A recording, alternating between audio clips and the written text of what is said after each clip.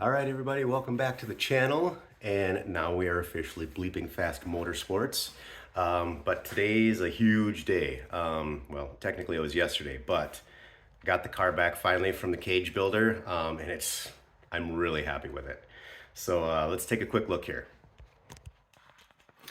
So as you can see, the whole T-top section is gone, which is totally fine. And I know you F-body guys are freaking the F out right now because the roof got cut. Oh my God. But it's a race car, so calm down. But no, he did a really nice job. He got this tucked up super tight. See if we can get this to focus in there. And welded some tabs in there as well up underneath so that we can bolt up to the roof if I want to, or what have you. Also welded to the body here with the cage. Same with the windshield frame up front here. But welds look nice. Everything's fitting really well.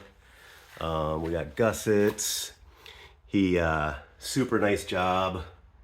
And this, so I came across this guy because he built a cage for my buddy's Eclipse, who also does road racing. And he essentially builds cages for dirt track racers or circle track and like Cavaliers and stuff like that. But he'll do anything more or less. And prices are very reasonable. He's an hour away from me, which was awesome. And it was just a no-brainer for me. So brought it to him, had him build a cage, and I'm super pumped. The main thing being that we are barely up over the height of the windshield here.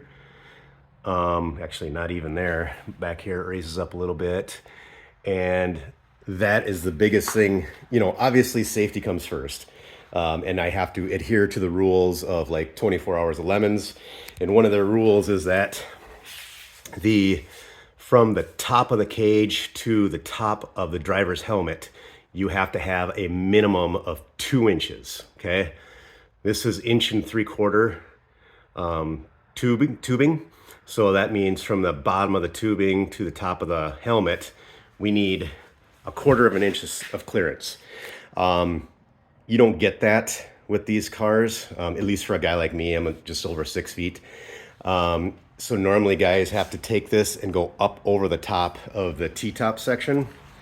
And honestly, I didn't want to do that because I just don't like the way it looks. And so we talked about it before we built the cage, and we kind of agreed that with adding the cage and, you know, doing stuff like this where it's welded up here, back here, you're not losing any chassis rigidity. And any of you that do road race or, you know, drag racers, build cages, stuff like that, you know that putting the cage in is adding rigidity to the car to begin with. So we're not losing out on anything here. So he did all this and put it in, and it's freaking awesome. So I'm super happy with that. But yeah, and it is a halo setup, which typically, you know, you lose height with those, but he made this work. We've got our dash bar up there. We have these are the NASCAR style door bars. And on both sides, they're bumped out into the doors. I had them do the passenger side as well because I would really like to be able to put a passenger seat in this car and do track days and have passengers from time to time. We've got our diagonal back there. There's, like I said, we've got gussets all over the place. Gussets, you know, just a really nice setup. You know, the rear bars, the down bars in the back, they are as far back as they can possibly be because they don't terminate past the rear tires. And being an F-body, I mean, you're kind of limited on where you can drop those anyway. So, yeah, I mean, it just turned out really well. I'm very happy. So anyway, the name of the company is Dickinson Cages, and he's in Fergus Falls, Minnesota. So any of you Minnesota, North, South Dakota guys, you know, possibly even Wisconsin, Iowa, if you're looking for a cage builder, I very highly recommend him. So you will be very, very happy. And like I said, prices are very reasonable. So definitely check him out if you're on the hunt for a cage. But that being said, car is back now.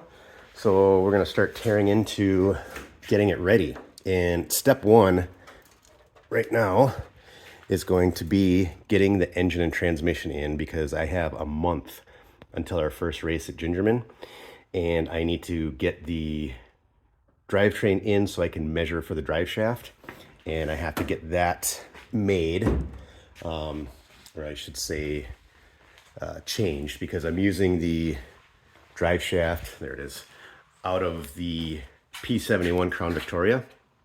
So, and if you remember, that was LS swapped. So I'm using this engine and the same transmission that was in the Crown Victoria. This was the drive shaft that was in there. So it's already got the correct yoke on this end for the transmission.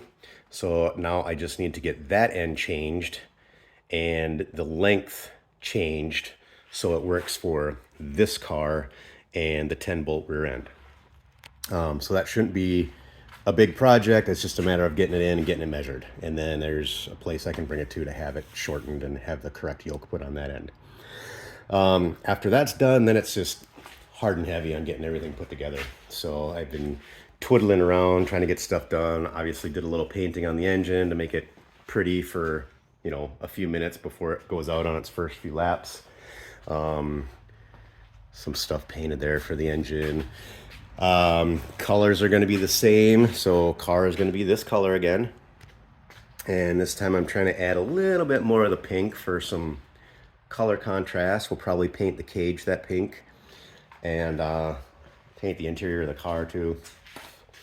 But yeah, that's where we're at. So it's time to get thrashing here, guys. So stay tuned, keep watching, and there's going to be a lot of things happening really fast here. So thanks for watching.